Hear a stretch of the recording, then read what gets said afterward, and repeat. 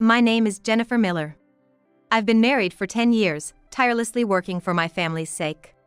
My husband is very domineering, getting upset if not obeyed, sometimes even resorting to violence.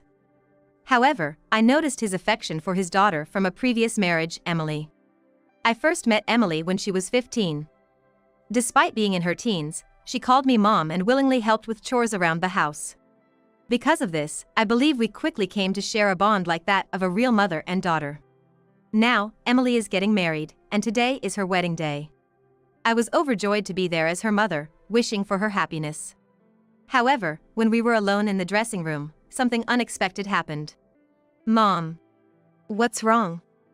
You don't need to be so nervous. You're not my real mom, you don't have to. So please, don't attend the ceremony. What? I couldn't believe what I was hearing. Emily was trembling, her head bowed. What did you just say? Don't attend the ceremony, it's embarrassing. I could hear the quiver in her voice. Why would you say that? I'm sorry, his family is wealthy. A poor person like mom. She couldn't finish her sentence and fell silent. I see. Okay, if that's what you want. I won't attend. I'll just pray for your happiness from here. Tears filled Emily's eyes as she looked at me, then she left the room, unable to stay any longer. The once joyous atmosphere of the dressing room was now as cold as ice, with only the chill of rejection lingering. Why? Why would she say that? I thought I did my best as a mother, but to her, was I never really her mom? Holding back tears, I managed to smile for Emily, but it crumbled as soon as she left. Tears flowed freely, and the past 10 years felt like they were in vain. I remembered the first day I met 15-year-old Emily. She shyly looked at me, barely able to greet me properly. Gradually, we grew closer, but it was a struggle to understand how to relate to each other. Later, when we talked about those times, Emily would say, I felt the same. I wanted to call you mom right away, but I couldn't. I was such a difficult child, and she would smile. We would go shopping together, cook together. I never knew how much I could love a child, and I cherished Emily. But my husband didn't see it that way. He forced Emily to study hard. He wanted her to get into a good college and a good company. And ultimately marry into a wealthy family. She went to tutoring every day for a week without any time to play. If her test scores fell below 95%, he would be merciless. She was forced to study continuously without breaks for meals. When I heard this had been happening since kindergarten, I felt more sadness than shock. As a result, Emily couldn't make any real friends, only competitors. Feeling sorry for her, I once confronted my husband about it. Please, let her have some fun. Why should I? It's too sad for her not to have any friends. What's the use of friends? It's better to have one talented friend than 10 mediocre ones. But it's cruel to make her study all the time. Childhood is just a brief time in life. The adult years are much longer. It's too late to regret it when that time comes. You say these things because she's not your own child. That's not true. Just listen to me. I'm making sure she gets a good education and marries into a good family. That way, she'll have a secure future. Is marrying into wealth really that important? Of course. What's the alternative? Marrying a poor man and struggling for life? You grew up poor, so you think friends are more important than money. Friends can be made even when you're an adult. But wealth is built through effort in childhood. I want to ensure she never struggles financially. But enough. She's my daughter.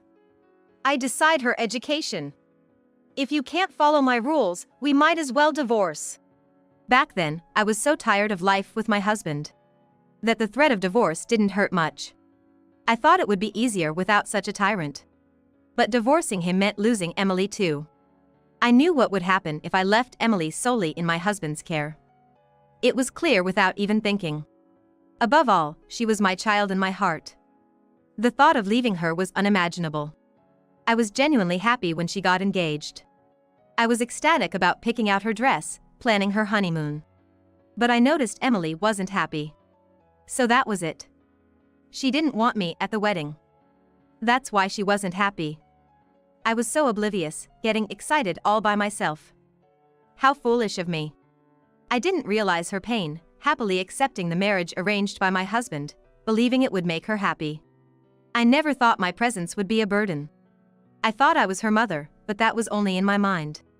Tears kept flowing. Unstoppable no matter how much I wiped them away. I wanted to see her in her bridal gown. As I cried in the corner of the dressing room, Emily, who I thought had left, came rushing back. She sat on the floor and started apologizing through her tears. I'm sorry, Mom. I didn't want to say those things. I was told I had to. I'm so sorry. Surprised by her sudden return, I made her sit on a chair. What do you mean? I really want you to be there, Mom. I never thought of you as a fake mom. You're the one I want to bless my marriage the most. But I don't want this marriage at all. I don't want to marry like this. Emily said, clinging to me. What was going on in her mind? What was she struggling with? Can you explain what's going on? Yes. I actually have someone I love. We've been dating for 2 years. Really? Who is it? He works at the legal clerk's office, helping me. He's currently studying to be a legal clerk. Emily had earned her legal clerk qualification upon graduating from college. When she got a job at a legal clerk's office, I was happy for her hard work, but my husband opposed it, insisting a corporate job would be better for marrying into wealth. But I convinced my husband, arguing that many large corporations value legal clerks and such connections could be beneficial. Why did you agree to this arranged marriage then? Because Dad would never approve. He wouldn't allow it. The guy is from an ordinary family and still an assistant. He doesn't earn much. But you still want to marry him? Yes. But Dad insisted on this marriage with the director's son, saying it would make me happier. He wouldn't let me defy him, and then he told me to make sure you didn't attend the wedding. So, those words were Dad's doing? Yes. I didn't want to say them. I know how much you love me. I want your blessing more than anyone's. But I can't defy Dad. I'm terrified of him, scared he might hit me again. That's why I said those horrible things. I'm so sorry. So that's why you weren't happy when choosing the dress or discussing the honeymoon? Yes, I didn't care about the honeymoon. I wanted to go with you instead of him. But if I said no to the marriage, Dad would surely get angry, Emily said, bursting into tears again. Controlled by violence, she couldn't argue or refuse. Knowing this, I felt my heart breaking with her pain. But crying together wouldn't change the situation. But why did your dad refuse to have you at the wedding? He said it's because your parents are poor. My parents? Yes, he mentioned their debt and their rundown house. Well, it is a bit rundown. My parents were never wealthy. With many children, life was tough. We were close as a family, but they had to borrow money to get by. Once we kids grew up and started earning, things improved to an average level, but there was never enough to repair the house. My husband despised my family home and never visited after we got married. When I visited my parents, I had to do it secretly in a day trip, keeping it from both my husband and Emily. But I love your side of the family, Mom. I remember when I first brought them a gift, bought with my own allowance. It was something cheap, but they were so happy. That gift is still displayed at their house, dust-free. They cherish it. They're warm people.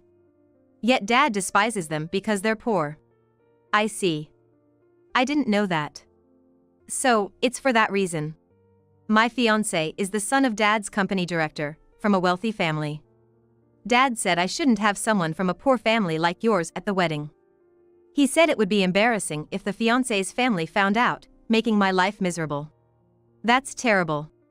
I don't think that way. I find it embarrassing that Dad thinks like that. Thank you. I understand now, Emily. You don't want this marriage, do you? No, I don't. But it feels inevitable. I understand. I'll put an end to this marriage for you. What? Trust me, no matter what happens. I won't let you be unhappy.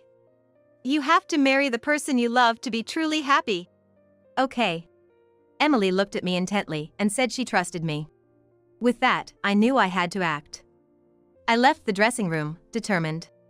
As the reception began, I sat next to my husband, which immediately soured his mood. Why are you here? I'm Emily's mother. It's natural for me to be here. Your attendance brings shame. On the contrary, it's odd for a mother to miss her daughter's important wedding. She's my daughter. Yes, she's your daughter, but blood isn't everything. For the past 10 years, I've been her mother. You have no right to complain. Didn't Emily tell you not to come? Yes, she did. Crying, she asked me not to attend. Why do you think she cried? She must have hated it that much.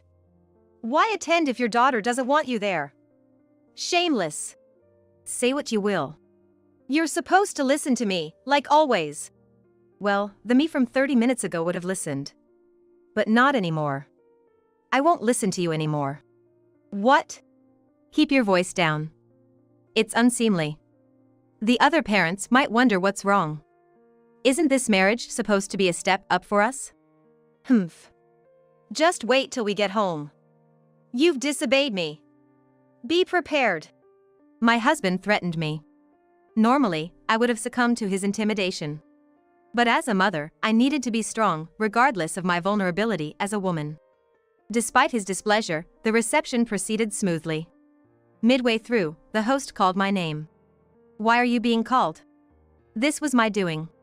Normally, it would be my husband's turn to give a congratulatory speech, but I had requested to be the one to speak. The groom's parents looked puzzled by this unusual arrangement. However, I confidently walked to the microphone, smiled, and nodded at the high table. Emily nodded back. And then, I began my speech to offer congratulations to the bride and groom. I wanted to speak today to tell you the truth. I'm not her biological mother. I became her mother when I remarried her father when she was 15.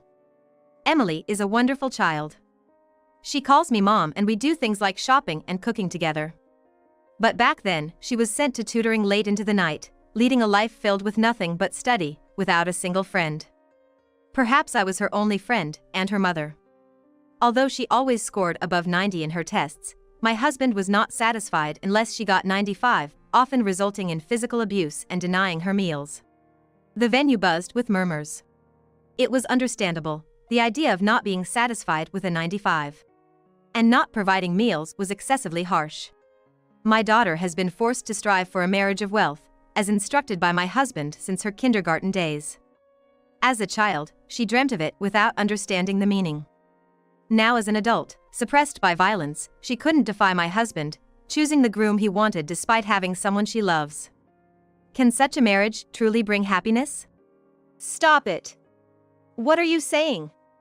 This marriage was chosen by my daughter. I didn't force her. My husband tried to grab my microphone. But Emily intervened. Stop. Someone, please stop him. Marriage is the beginning of a long journey. Without love, it won't last. But Emily doesn't love the groom. She loves someone else. As her mother, I want her to marry the person she truly loves. What does this mean, Miller?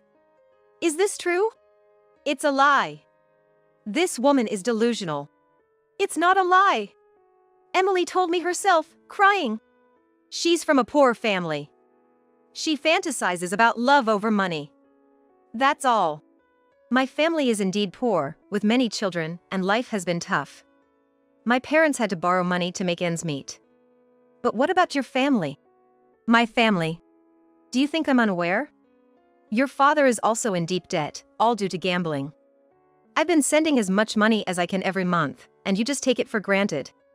Aren't you also addicted to gambling? No matter how much we pay, the debt just keeps growing.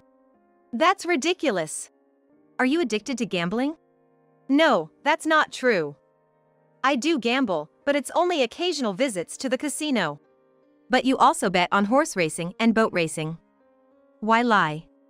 You're pushing our daughter into this marriage to pay off your debts and continue gambling. That's a lie. Stop this nonsense. Our family's debt amounts to as much as $300,000. Unable to repay this debt, I've even resorted to tampering with the company's funds. What? It's a lie. There's no way I could do that without getting caught. You're not just a finance department employee, are you? As a manager, there must be countless ways for you to fudge the numbers. You plan to return the money before the audit, and once it's over, take more from the company to gamble away. You think you can just win it back and repay it. But you know it's a crime, yet you can't stop, can you? Miller! Is this true? No, it's not. It's all lies. I would never do such a thing. Borrowing money from here and there, even dipping into the company's funds. And this man is going to be your father-in-law. Are you okay with this, Ken? Is what your mother's saying true? My dad's gambling addiction is real. We do have debts. I don't know about embezzlement, though. So, you're not marrying me because you love me? I'm sorry. I couldn't stand up to my father. That's all. Is it also true that you have someone else you love? Yes, I do have someone I love. If it's possible, I want to marry him. So that's why you're always distracted when I talk to you. Always silent, is that the reason? Maybe. I thought you loved me. You're wrong, aren't you? You just thought I was easy to handle because I never reacted, right? And because I'm a paralegal, I look good on paper. That's all it was. Why did you accept my proposal if you loved someone else? I would have been beaten by my father if I hadn't. That's ridiculous. That's not true. My daughter loves you. She can't even think of another man, she loves you that much. She's quiet because she respects you. Isn't that what a true lady does? She knows how to make a man feel respected. That's just like being a puppet. If Emily has someone else in her heart, there's no point in me getting married. No. Emily loves you. You can't call off this wedding. Emily, apologize. Apologize properly and make him forgive you. I'm sorry, Dad. Mom was brave enough to speak up. I need to be brave too. You stupid girl. You know what happens when you don't listen to me. You'll regret it when we get home. Miller. Do you realize what you're saying? Hey. You're committing a threat. Even if you're family, there's a limit. Shut up, I'll punch you too. No matter how much you beg for forgiveness, I won't forgive you. Miller. A man like you becoming part of the family? Unthinkable. This wedding is off. No. Boss. I'll also look into the company's money issue. You can't hide forever. You better be prepared. What have you done, Jennifer? This is all your fault. It's because you said too much that this happened. Take responsibility. Take responsibility right now.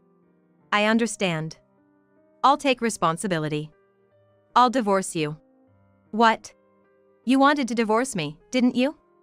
I've endured it just because you didn't want to break up with Emily, but I've reached my limit. I'm cutting ties with you too, Dad. Making me say terrible things to Mom, not letting her come to the wedding, choosing my marriage partner for your own benefit. You've done whatever you wanted. I can't tolerate this anymore. I'm going to live with Mom. How dare you? Fine. But I won't pay a penny in alimony. Miller. You're paying for the wedding venue. Understand? Why should I pay? If anyone should, it should be Jennifer and Emily. That's fine. If it means I can cut ties with you, it's nothing. I earn way more than you anyway. I'll support Mom. Don't ever make her suffer again. Emily said this, took my hand, and we ran to the dressing room. The guests, shocked by the sudden turn of events, were relieved the wedding ended. Many sympathized with what Emily and I had endured. Back in the dressing room, Emily and I looked at each other and smiled. Mom, that was amazing. I never thought you'd make such a speech. Yes, I even surprised myself with how bold I was. But now we can't go back home. I don't have much stuff, so that's fine, but finding a place to live is the problem. Don't worry, I have a room that was meant for my new house. Let's stay there for a while and find a new place. But I don't have any money. I don't want to be a burden to you, Emily. I'm a paralegal.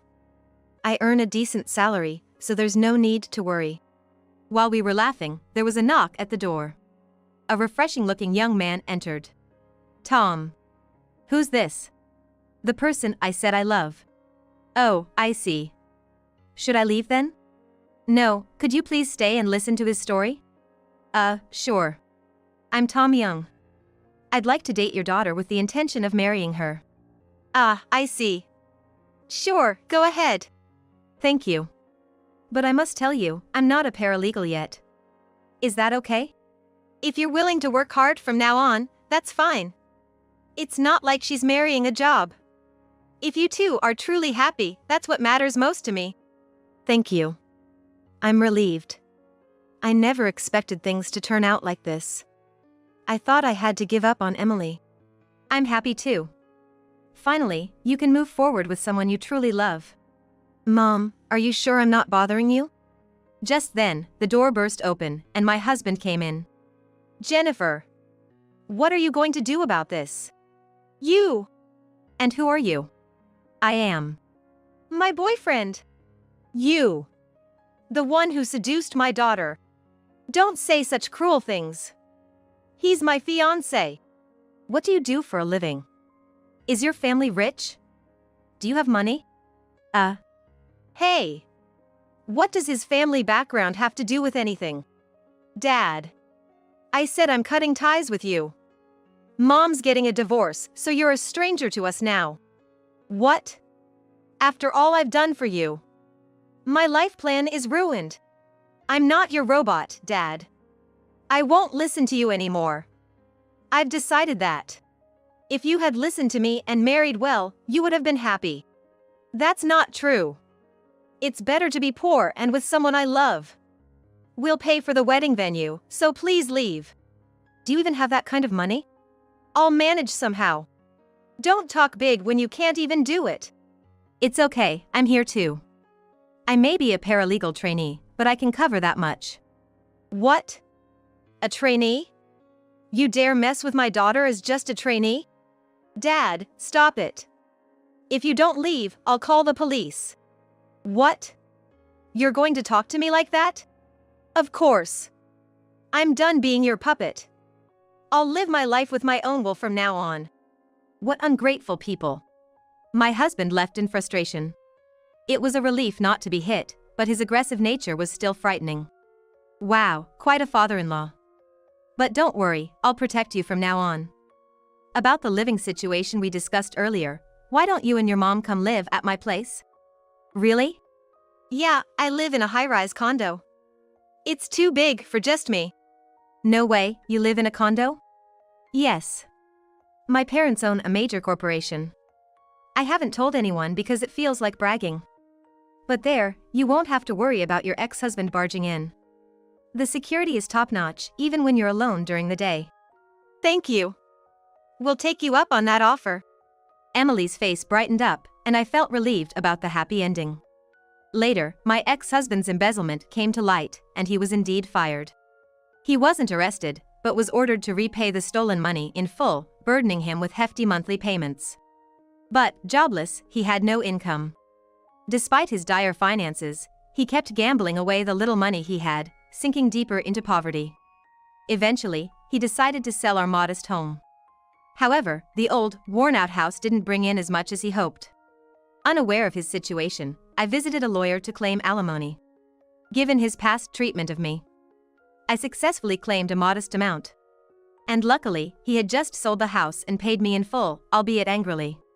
After paying, he spiraled down into a life in a shabby apartment, overwhelmed with debt, and barely making ends meet with part-time jobs. Desperate, he came to Emily for help. But she firmly rejected him, telling him to deal with his own mess. Then, he begged me to reconcile. But I refused. With his extreme selfishness and refusal to address his gambling addiction, it was clear that reconciling with him would lead to nothing but misery. When I told him that accepting such a situation and facing that kind of hell was unthinkable, he called me cold-hearted as he cried. Given that he disappeared within a few months, it's likely he ended up living a homeless life somewhere. As for me, I'm enjoying life in the luxury condo with Emily and her fiancé. We're busy selecting a wedding dress, planning the ceremony, and looking at honeymoon brochures. It's a delightful new chapter in our lives.